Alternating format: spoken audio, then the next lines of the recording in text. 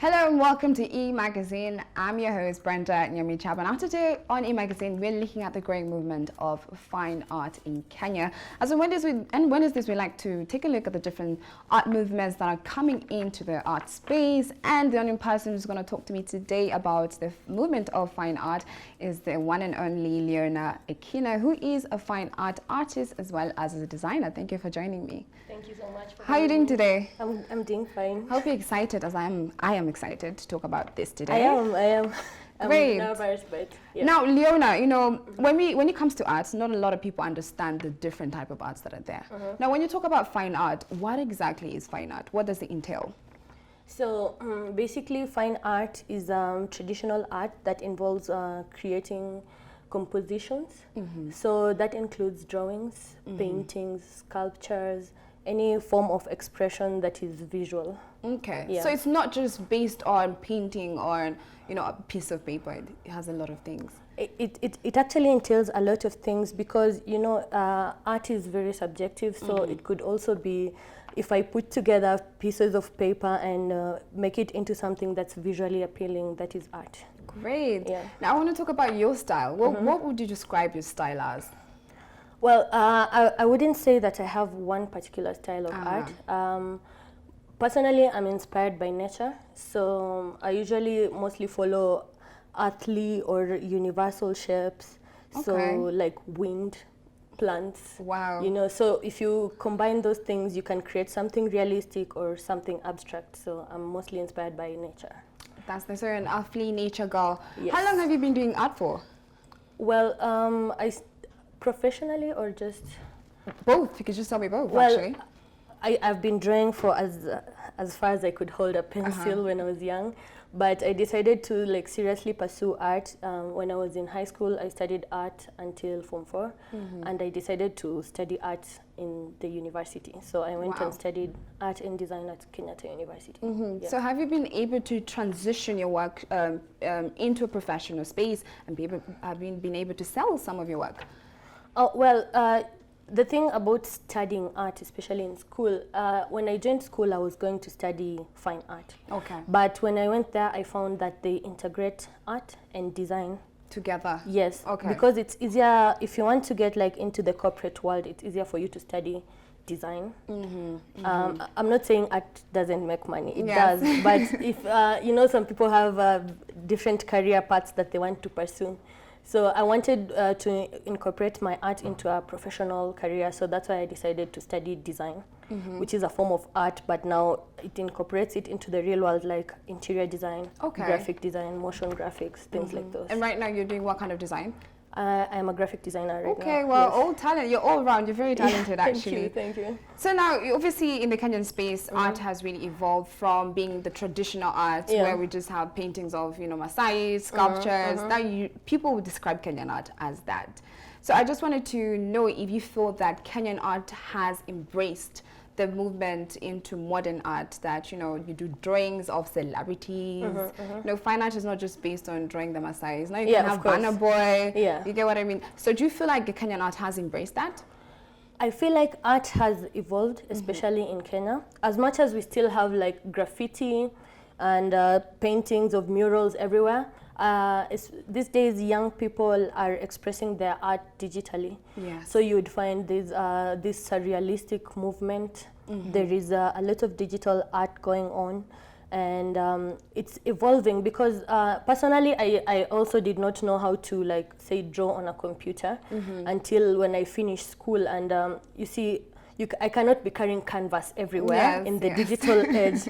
So what you have to do is to adapt. You get yourself a Wacom, which is like a drawing tablet. You connect it to your computer and you can easily create art with it. Yeah. Okay. I'm actually quite happy you mentioned digital art because I've noticed a lot of millennial artists, even in Kenya, are transitioning into doing that. Yes. Not only because it's very, what should I say, it's very appealing and a lot of people will buy to put it on their shirts or something of the sort. So I just wanted to know your general opinion on digital art today in Kenya, and do you feel like it's going to be, bigger than most of the arts, different type of arts that are in Kenya?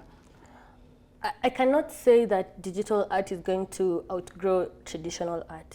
What I'm saying is a lot of people are embracing, Very true. transferring your physical artwork to the digital artwork, and the advantage of that is, for example, if I have a digital piece, Yes. I can sell 20 pieces because I will just print it out. If I have canvas, I will sell one piece.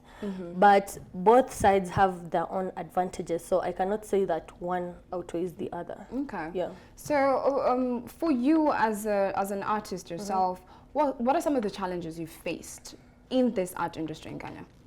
Well, for starters, you see, for example, when I went to art school and I had to transition into design, Yes. not a lot of people had that kind of interest. So you'd find that a lot of people who have stuck with, say, the traditional art, Kenya is not like one of those places where I'd sell my painting for $1 million. Yes, you see? 100%. Yeah, there's people who make money from paintings, but I cannot say it's as good as the international standards should be. Yeah. And even if you see the artists who've made like quite good money, like Wangeshi Mutu, she had to go to the US to sell her work. Yeah, and that's where she's appreciated more. But here, we might say we have a few exhibitions here and there, but especially for people my age, if you don't have your name out there, it's kind of hard for you to sell your physical paintings. Yeah. And what do you think that because of you've just mentioned, like in the Western space, places like the States, even Europe itself, art is $1 million industry. You can be a billionaire and a millionaire through your artwork.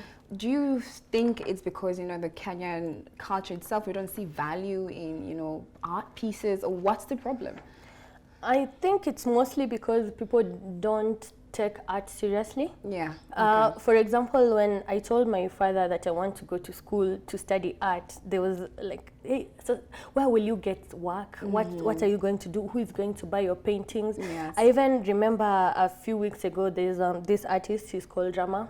He says some thieves snuck into his house and stole everything. This guy paints, he has a lot of paintings, but they didn't touch the paintings, which are of value.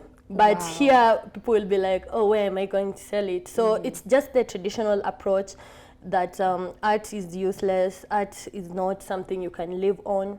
And I think that is something that would change in the coming future as people start to appreciate art more. Okay, do you feel like if that changes, then a bigger market for art pieces will be there? Now you'll be able to know where you can sell your work for a big amount of money. I think they already exist spaces that artists can sell their work. Okay. The problem is it's actually very hard to cut a name out for yourself, especially if you're not well known. The industry can sometimes be, what's the word, cliquey. Okay. Like, we know this artist, so for you who is down there, it's hard for you to climb up unless if your work is super extraordinary and you know a couple of people. It's hard to get out there, but I believe that the more exhibitions people hold, the more galleries open, I think the exposure will help. Okay, wonderful. Yeah. Now, have there been any competitions that have allowed you to showcase your work to the world? Okay, or competitions, no, not really. The only artistic competitions I know of are design related, like design a logo and win this. But artistically, no. There's the South African ones where they ask you to submit the work, but I've not seen any Kenyan ones that. So do you think if there was more, it's something you'll try out and see where it takes you? For sure, because as much as when you're creating art, you should not put money as an incentive. Yes. At the same time, money is important because if I don't have money, how will I buy my canvas? And art stuff is very expensive. Very true. So I feel like if maybe there is more of those, subjective art competitions, a lot of people will be encouraged, especially if they see other people winning, they will also want to win those. And I think also if people start putting up like artistic residencies, people will be encouraged. Great. Now, Leona, I want us to pause right there. I'm loving our conversation. We have to take a short commercial break. When we come back, we have more in store for you. We have more conversation, as well as we're going to play a quiz and see if Leona has an eye of an artist. Don't go anywhere. You're watching your magazine.